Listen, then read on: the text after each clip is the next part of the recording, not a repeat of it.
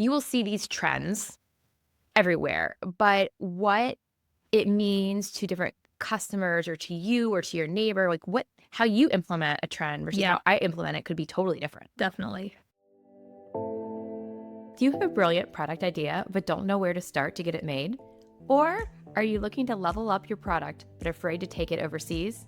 If so, you're in the right place. Hi, I'm Jackie. And I'm Erin, and we are The Sourcing Gals, your trusted guides to everything you need to know about sourcing, manufacturing, and scaling your product overseas. Whether you are just starting out or you've been making your own product for a while, we are here to help women source products overseas without the overwhelm. In each episode, we'll share insider tips, actionable strategies, and inspiring stories to help you source more effectively, save time, and boost your profits. Duh! We know how hard it can be to juggle the ins and outs of product development, but don't worry, we've got your back.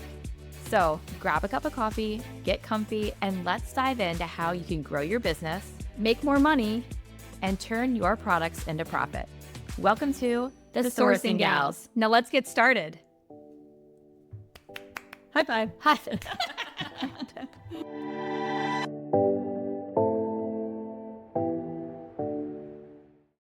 Welcome back to another episode of the Sourcing Gals. We are so excited that you came back. Thank you. Please. Thank you for coming back. We don't think anyone's going to come back, but I didn't mean it that way. I meant it as like, thank you so much for being here. I love that. Agree. We agree. Are so grateful that we get to spend this time together with you. Today is a really fun episode. We are talking trend. So that means a lot of different things to different people. Some people would think trendy. Yes. But really, in this fashion retail industry, we say trend is just like what is on trend for either us or for our customer. Correct. But I think that we want to talk about a little bit of both, maybe. Yeah. Yes, I think it's important. But first, I think let's have some fun. So we literally have the queen of trend right here, Erin. Yes, don't shake your head. Yes, just take the compliment. This girl is all about trend. She knows where to find it, what it is, how to implement it, how to commercialize it. So I think it'd be awesome for you to start with maybe where do you go to get inspired? Where do you find trends? Oh, so many places. I think it's kind of a hard one, actually, because it comes from so many places. And if someone comes to you with that question, you can't just be like, oh, well, everywhere. But also, I think travel is a big piece. Yes. I go to Asia a lot of Korea, a lot of Japan, Paris. I mean, come on. But also magazines and Instagram. Okay, are you like an old school magazine person like me? Like, do you get all of the subscriptions still? No, I don't. Oh, gosh. I love a good old fashioned flip of a magazine. I buy them at like the airport. Okay, well, there you go. Because I just am inspired by the covers. And so it's such an amalgamation of all of those things. You see something once, you see it twice, you see it 3 times, then it starts to like live in your brain. And then you start to be able to think, oh, I could put that with this, or that color would look awesome with this other color. So it builds and grows over time. I think that's a huge part of it. And then also what you love and what you're comfortable with and your take on that trend, that idea. Because what's trendy, I'm going to use air quotes. If you're watching on YouTube, you'll see my air quotes. If you are listening, then just know they're happening. You will see these trends everywhere. But what it means to different customers or to you or to your neighbor, like how you implement a trend versus how I implement it could be totally different. Definitely. And it's based on demographic, age, and body type, and just comfort level with trends even. So I'm always kind of pretty early to jump on something and try it out. We'd call that an early adopter. But that means that you make some flops too. Yeah. Okay. But you wear it with confidence, so I'm wearing barrel leg jeans right now, like the horseshoe jeans. Those were a flop on me. I tried them on this weekend. I was like, I'm glad I tried them, but gonna pass on that one. So again, and that it is a trend. It is out there, but it just isn't right for my body type. So that's okay too. Right. And everyone's going to have those things. Whereas like wide leg jeans are really popular right now. They aren't great on me because I'm a petite. I have short legs. Yep. So something that comes in the ankle like works. Yeah. But all that to say that it's going to be different for everyone, but I think there are always these overarching things that you'll find that are either in magazines or when you travel that you can implement in any way you're comfortable. Let's talk about Pinterest. Because I Okay. feel like Pinterest, if we're thinking about also for those that maybe can't get out and travel, right? Yes. Let's say that they're not hitting Korea on the regs. So No, what I are think for some Pinterest, I'm gonna have to sit on my Oh, I love that. get Okay, comfortable. get comfy here. So let's think about some more down to the ground, Attainable. attainable, easy ways. If you're like, you know what, I'm not sure I have the best pulse on the market. Are there some places that I can go, some websites I can go, you know, the mall, right? Like people watching, right? Like what are some easy things that people could do if they're, again, maybe they're not on that trend curve, even really aware that there is such a thing as a trend curve, which we can talk about later, but where might be some easy places for them to just start to do some research? And you're really shopping. Yeah. Shopping, a lot of the stores that maybe you would find aspirational, Mm-hmm. a brand that you love their style, but maybe it isn't quite for you. Maybe it's out of your Mm-hmm. budget. Maybe it's just like a little too edgy, but it gives you an idea. I think that a lot of times that's where I start. I'll see something in the window of X store. I'm like, that's great if it were a little bit different. And then I'll kind of go in search of that little bit different thing for myself. Or that'll give me the initial idea. And then you start seeing it. You see it twice, you see it 3 times, see it 4 times. Yep. And then you're like, okay, I can see myself wearing this now. Yeah. Or my customer, Yep. whoever. Yeah. So I think too, you said it a couple times, or my customer, right? So Mhm. understanding who your target market is, I think is a big deal because not Yes. all trends will translate. No. And some trends shouldn't translate, right?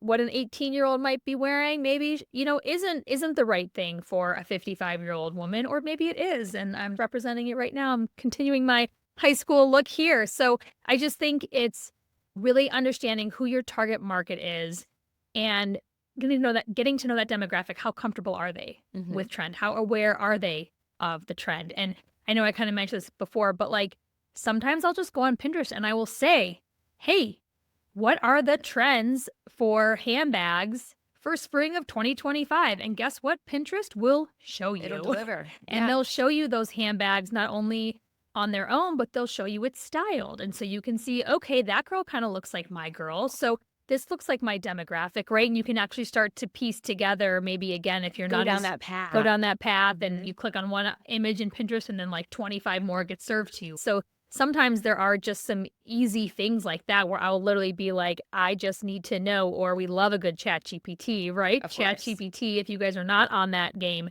get on it because there. it is life changing. But that might be a great way to also just go in there and ask, right? This is my target demographic. This is the product I'm working on.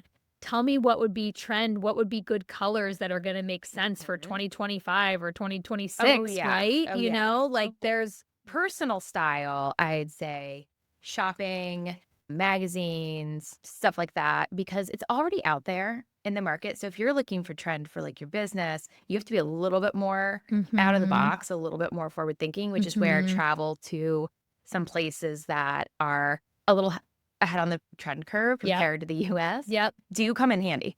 But Pinterest is an amazing place for that. And I was thinking about how celebrities are a good one too, because if you had a celebrity that you generally liked how they dressed, Mhm. you could, I mean, say you could put into Pinterest like Gwyneth Paltrow outfits on there Yeah. and be like, okay, I got some ideas. Like Yeah. things are flowing. And maybe the trend ideas that you got from walking around the mall, well, we use like the barrel jeans as an example. Yeah. I don't know, maybe put in Gwyneth Paltrow barrel jeans. Be like a super minimalist, more mature way to wear the trend because you've put those two things together. Yeah. Let's talk about the trend curve because we've kind of said it a few times, but for Yeah. people that might not be aware of it, basically the trend curve is like your bell curve if you A think bell curve. about your school days. So you can be an early adopter where you're pretty ahead on the trend curve. That means the minute it starts to percolate, your customer, your audience is on it. You Mhm. could be right on top of the trend, which is probably more where our mass retailers are at, right? If you go walk in your Targets or you go walk in your mall-based stores, they're pretty right on it. Like it's happening in a big way. You're Yep. seeing it out as you walk the streets, as you walk the mall, as you're going to restaurants, right? Then you have your behind the trend curve customers where Mhm. they're going to be your late adopters. Yep. They want to see everybody else in the trend first so that they get comfortable with it, and then they'll push into that trend, right? So as you think about building your product, as you think about building your business, it's really important to maybe think about that bell curve and where is your customer at? Because that should help forecast for you how ahead do you really need to be, right? Like I would say in my business for Piper and Mint, my customer is probably pretty on the trend curve. You know, she's anywhere from a postpartum mama to also we have a big perimenopause, menopause market, right? And so we're not coming out and saying we're this fashion forward pajama brand, right? We want to have silhouettes that are going to hit with her. But fashion is also not our lead in, right? Performance is our lead in. So we want to make sure from a trend perspective, we're in the color palettes of the season, right? So we spent a lot of time on color, getting that perfect green that felt right for the brand, but also right on trend. And I will tell you, Target has the exact same evergreen as we do. So go us. And then again, finding where that trend meets just your brand handwriting. It's not really about the trend. It's just what felt right for the aesthetic that we wanted to go after. Absolutely. And that's okay too. So it's finding that balance of where is that customer on the curve? What components, what aspects of trend need or need not to be involved in your product? It's interesting you mentioned that because this thought occurred to me that you have pajamas. Correct. People aren't wearing the pajamas outside the house. So what's important to them is how they feel in them at home, not how they're perceived in them out and about, which is different. Probably. Yes, it's different. But at the same time, I have to be sure that they're appealing enough for people to want to still buy them, right? And you still want to feel good when you wear them and feel put together and feel cute, right? It's not an out of the house product per se, right? So it really is kind of appealing to who you are inside, not who you're trying to project. Exactly. And then you mentioned something else that is right on point with trend and something that is so important, which is color. Yes. In a way that if someone is uncomfortable with a new shape or new material or new silhouette, maybe they could do a new color for the season and it won't feel like such a stretch. Yes. You know, the oranges and lime greens are so big this year, this past summer especially. So is where maybe I wasn't wearing the teeny triangle bikini because I'm in my 40s and I've had 2 kids. But like I still rocked that color, but in a silhouette that was much more comfortable with. Definitely. So that's how I captured the trend. Yeah. And I also think you can capture trends in prints too. Yeah. So if I think about that same bright, you know, bright orange or an acidic neon or whatever that's happening, maybe it's coming through on my pajamas, for example, in a touch of color within a floral, right? So it's not the whole pajama set all of a sudden going to orange, right? It's pulling it into making them feel relevant. So when you see them like, oh, I've seen that color out there, right? It's not this like super far stretch. It's not this like early adopter piece of it, but rather a way to take it a little bit more mass market. You know, like to say, like kind of water. Sometimes we say water down the trend a bit, make it a little more commercial, more palatable, depending on who you're going after. And commercial just would mean appealing to the mass market. Yes. For folks who are new to the retail industry, because I know we talk product, but not everybody is coming at it from a fashion perspective necessarily. Yes. So we are talking about 2 things here. We're talking about trend from a personal perspective and where we find it, how we wear it, and then trend also from the perspective of putting a product out there to market to people, you know, on the other side who are digesting and implementing the trend. Yes, correct. When it comes to personal trend, where do you find most of your inspiration? I'm a big mall person as well, to be honest. I feel like I like seeing... I feel like that's kind of a millennial thing, right? Yeah, I think so. And I'm one that I like to see outfits put together. So for me, looking at the mannequins is very helpful. I'm like, oh, that's cute. I never thought about styling it that way. And that's why I also love a good Pinterest. I love the on-model looks because they're styled. It's like literally from head to toe. So for me, I like to be served that. Yeah. I will add my personal flares. I love my accessories and, you know, different flair, call it. But for the basics, I really do look to the retailers who have been doing all the work, you know, and I wouldn't say I'm an early adopter. I'm definitely more like on the top of the trend curve. And there's some things I probably hold on to longer than I should. And some things that I'm like, I don't care if it's trendy or not. I just like it and I wear it. And so there's that too. But yeah, I would say whenever I go out shopping, I get inspired by something. And it doesn't have to be for my personal style. It could be for my business. It could be, I mean, I have so many random pictures in my phone of things that just inspire me, right? And even, to be honest, you know, I'm a big antiquer and thrifter. And so not that I wear a ton of thrifted clothes, but I do love the aesthetic of that curated, craftier, a little bit more personality. And so sometimes it's even going out thrifting and seeing what people are showing and kind of saying, okay, well, maybe I don't necessarily buy the thrifted t-shirt version of that, but maybe I find some takedown that makes me feel a little bit more in my lane, but I get inspired from it. Yeah. I think that I also just some of the past fashion that is back, this kind of quiet luxuries, Yes. something that people Yes. are talking a lot about and has been a thing for a while now, but it really is just kind of a classic Jackie O type look. Yeah. And so pulling from the past is a lot of times like a good inspiration as well. Yeah. And I think my personal style changes a lot based on my mood, based on my audience, right? Like, who am I going to be in front of? What am I feeling like today when I wake up? Am I feeling bold and print pattern? Let's go for it. I mean, I have a very eclectic closet.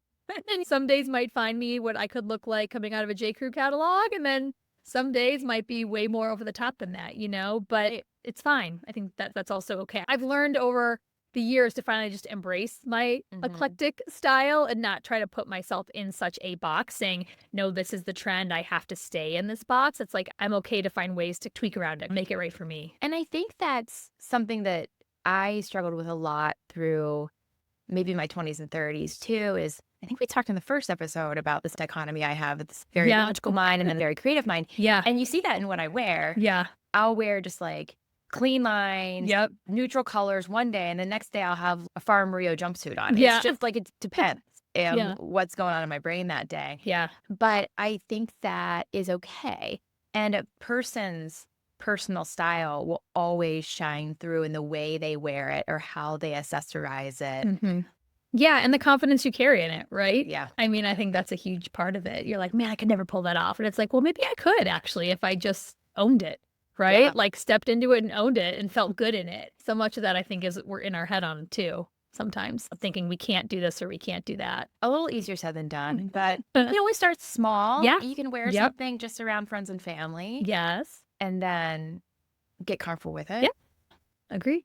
But I think that it's, as a creative, it just comes from so many different facets, whether it's interiors or whether it's you go into Restoration Hardware and you're like, this is a gorgeous color of chocolate. I don't know. Like it comes from everywhere. Yeah. All around. Yeah. A vintage store or Pinterest or the mall. And how you blend those things together based on your own personal style is what makes it truly unique. But I think that establishing a personal style and implementing the trends is a little different than what we were talking about earlier, which is how to put the trend out there in the market. So we discussed that too, being if your customers, where they are in the trend curve, maybe you're implementing it in a smaller, more digestible way. If they're early adopters, going at it bold, they're late adopters. You know, the great thing about late adopters. Oh, I love a late adopter. When I get a client that's a late adopter, I know what you're going to say. I know, but it's like it's already been done. Yeah. And you can tweak stuff that's already been out there and it ends up being perfect. It's great. And, a company that I used to work at, we had 3 different brands. And one brand was for the early adopter. One brand was for the mid-market commercial. And then one was for the late. Interesting. And so we would put a product out there. Then the next season, we would rejigger it for the mid-market. And the next season, we would rejigger it again for, like, late adopters. And so we got so much leg room out of product. And it's just goes to show that wherever you are in the market and who you're serving, there's an approach. And I think, too, if you are someone who is, again, thinking about launching a product-based company or even in the beginning parts of it, and you're like, well, I'm not trendy. Like, I don't know what is right. I'm sure you have a trendy friend. I'm sure you have a friend who you might look up to and say, wow, I really love their personal style. Or wow, they always look really put together. Or wow, that person, that's totally my customer. I should go ask them what they think of this, right? So don't feel like it's all on you, right? Go do your research. Look things up on Pinterest. Ask ChatGPT. You can even just Google what are the trends? What are commercial trends? You can put some of those keywords in depending on where your customer is on that trend curve. And then crowdsource from some people that you maybe feel like either fit that demographic or they're the person you want the brand to market and ask for their opinion too. If you're waffling back and forth about color, if you're not concerned, is this too bold or not bold enough? Like you can lean on some of those people as well to try to give you, again, a focus group, give you some of that feedback that you might need if you're not feeling really confident enough in your own perspective to make that decision. Right, which is interesting because the exact opposite of that would be that early adopter, who is actually the hardest to produce for. And I mentioned earlier, if you're on that side of the spectrum, you make fashion flops. Yes. It happens. Yes. I was saying I might have a fashion flop right now. Stop. But, the crazy jeans, at least I'm wearing them with some classic flats. So, but all that to say that if you are producing product or you are on the front end of the curve, there are services. There are trend services that let's you talk can about it. hire for your business Let's talk about it. that will help you with that.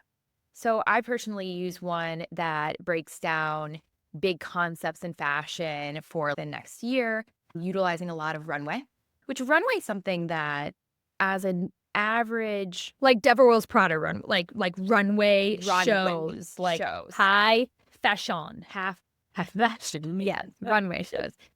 It's not something that a lot of people have access to. It's not just like streaming on your phone in the same way other things are. If you know it exists, you can go in search of it. But trend forecaster, which is a job, they can distill that information down for you into color palettes, into key silhouettes, into materials even. And those things are invaluable in this industry to someone who wants to make something that is truly new and unique and be offering product to those early adopters. Correct. And again, a good Google will show you some of those trend websites. And there are some free ones out there too. There are some runway recaps and some bloggers that's just all they do, right? Yes. And I do get some of those off Pinterest sometimes. Yep. And then some you have to pay for. Yes. But the other thing to do and an interesting place to get that information are shows. Yes. You go to a lot of shows. I go to a lot of trade shows. So trade shows, they're, at convention centers where they're showcasing the next season's goods. And even if maybe you're making your own product, if you don't need to buy goods from these sellers, there's a lot of good information when it comes to trend there. Oh, yeah, definitely. There's a lot of good intel. We're going to have a whole other episode on shows and just how they can help you with sourcing, because I think there are shows out there that will actually have your overseas factory partners here in the States where you can meet people face to face. And it has been a huge asset for me in my business. It is how we've met most all, to be honest, of our factory partners was actually face to face with them, making trips here. So yes, point being though, is that they are also showing things that they're already working on. Their factories, they have to be working a year or two in advance as well of the market. So there's a lot of information and trend you can even take from those vendors as well. And then even further ahead of that, when I used to work in sweaters, we would go to yarn shows. Oh, yes. So the yarn shows were in Italy.